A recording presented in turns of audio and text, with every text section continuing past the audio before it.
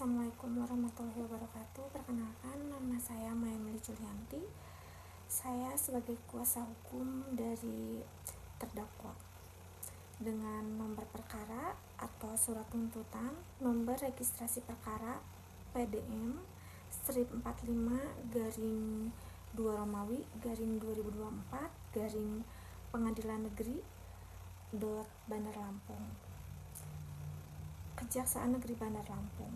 Identitas terdakwa yaitu nama lengkap Ayam, tempat tanggal lahir Lampung 12 Januari 2001, umur 23 tahun, jenis kelamin laki-laki, pekerjaan mahasiswa Universitas Bumi, prodi Bahasa Sangsekerta. Alamat terdakwa Jalan Melati nomor 45 Bandar Lampung, agama Islam, kebangsaan Indonesia.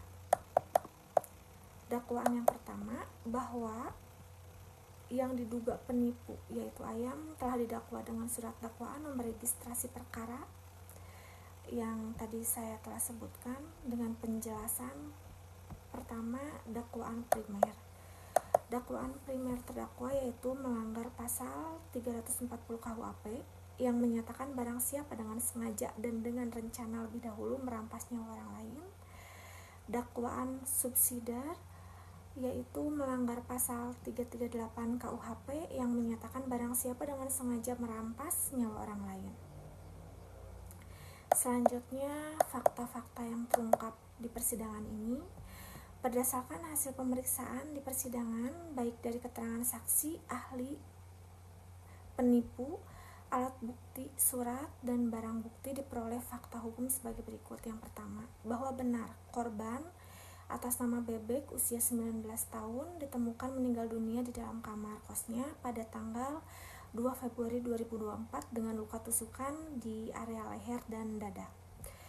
Yang kedua, bahwa benar penipu yaitu yang diduga terdakwa yang bernama Ayam usia 23 tahun adalah teman dekat korban yang terakhir kali terlihat bersama korban sebelum kejadian tersebut. Selanjutnya, bahwa benar penipuan atau terdakwa membawa pisau lipat yang sebelumnya telah disimpan di dalam jok sepeda motor kemudian digunakan untuk menikam korban secara berulang kali.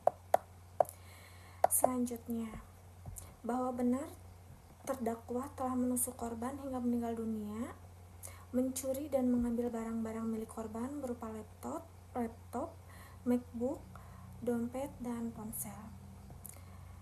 Bahwa benar yang dimaksud terdakwa menyembunyikan jasad korban dengan cara membungkus menggunakan plastik besar, spray pengawet agar korban tidak terhirup bau bangkai, dan wewangian agar tidak cepat tercium bau bangkai atau bau busuk. Selanjutnya, bahwa benar penipu atau pembunuh korban karena motif iri hati dan faktor ekonomi serta telah mendapatkan inspirasi dari tayangan film Nerkas. Dalam surat tuntutan ini saya sebagai kuasa hukum dari terdakwa sudah menganalisis secara yuridis. Yang pertama, pada bagian pasal 340 KUHP tindak pidana pembunuhan berencana berupa yang pertama, barang siapa berdasarkan kronologi dan pembuktian terbukti yaitu penipu Ayam dengan sengaja berdasarkan kronologi dan pembuktian terbukti penipu membunuh dengan niat atau direncanakan atau menyebabkan kematian orang lain yang dapat dibuktikan melalui motif terdakwa menusuk korbannya dengan pisau yang sengaja dibawa dari rumahnya dan disimpan dalam jok motor, sehingga keuntungan yang didapat oleh terdakwa atau pelaku seperti mengambil laptop, MacBook, dompet, dan ponsel korban atau alat bukti lainnya yang menunjukkan niat jahat dan tindakan yang dilakukan dengan sengaja. Dengan uraian tersebut, terdakwa melakukan perbuatan fisik secara sengaja seperti menusuk korban, memukul, dan meracuni korbannya termasuk dalam analisis uraian res actus pada pasal 340. sehingga mengakibatkan korban terluka di bagian leher dan dada yang menyebabkan korban meninggal dunia. Selanjutnya, berdasarkan hal demikian, maka dikonklusikan semua unsur pasal 340 KUHP terpenuhi. Selanjutnya, unsur pada pasal 338 KUHP tentang pembunuhan biasa, yang isinya yaitu barang siapa, yaitu dengan sengaja menghilangkan nyawa atau merampas nyawa orang lain, dan pelakunya bisa siapa saja, baik orang dewasa maupun anak, dan bukan dirinya sendiri tanpa adanya perencanaan terlebih dahulu. Yang kedua, dengan res actus, perbuatan tersebut dilakukan memang tidak direncanakan sebelumnya untuk membunuh korban, akan tetapi tindakan terdakwa dengan menusuk korban itu termasuk tindakan res actus pada pasal 388 KUHP yang mengakibatkan hilangnya nyawa bebek yang disebabkan oleh tindakan terdakwa. Berdasarkan hal demikian, maka dikonklusikan unsur pasal 338 KUHP juga terpenuhi. Namun karena dakwaan primer telah terbukti, maka dakwaan subsidiar tidak mempertimbangkan lebih lanjut. Selanjutnya yang akan saya bacakan, yang mulia izin, hal-hal yang memberatkan dan meringankan. Yang pertama, saya akan bacakan hal-hal yang memberatkan. Perbuatan ayam terhadap bebek dilakukan berencana dan sadis. Kedua, tindakan penipuan dengan melakukan penusukan yang menyebabkan bebek kehilangan nyawa. Yang ketiga, perbuatan penipuan ayam selain membunuh juga karena ayam merasa iri hati terhadap bebek atas faktor ekonomi. Terdakwa membunuh sekaligus mencuri barang-barang milik korban. Terdakwa dengan sengaja membungkus korban dengan niat menyembunyikan jasadnya, dan terdakwa melakukan perbuatannya dengan sangat keji, sadis karena sebelumnya terinspirasi dari tayangan film Narcos.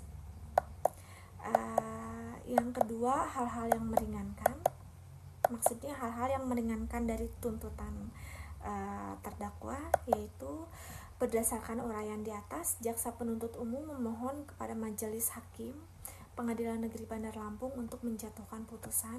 Yang pertama, menyatakan penipuan ayam,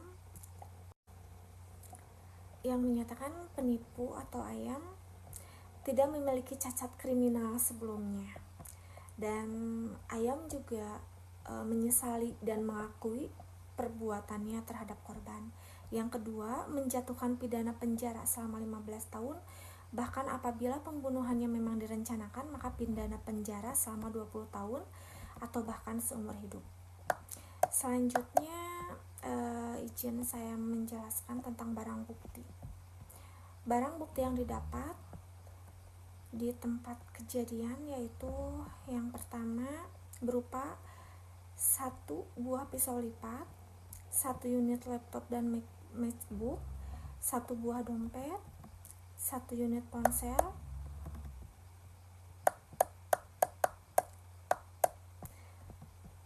dan plastik besar untuk membungkus korban, spray pengawet dan wewengian untuk selanjutnya barang-barang tersebut akan dirampas dan dihancurkan, dan perkara ini akan dibebankan kepada terdakwa atau pencuri.